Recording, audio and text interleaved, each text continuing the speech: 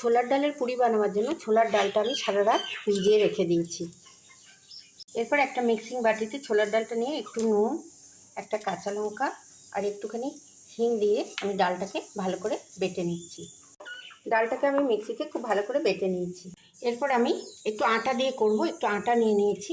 এর মধ্যে দিয়ে দিচ্ছি একটুখানি নুন, একটুখানি চিনি, একটু কালো জিরে, একটু জোয়ান আর একটু গোটা জিরে। এই দিয়ে আমি এটাকে একটু মাখিয়ে নিচ্ছি। দিয়ে দিচ্ছি একটু রিফাইন্ড অয়েল।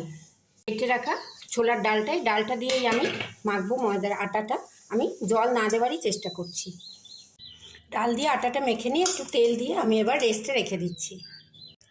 আমি কটা লেচি এখান থেকে কেটে নিয়েছি। এগুলোকে আমি স্ল্যাবের ওপরে একটু গোল করে বেলে নিচ্ছি।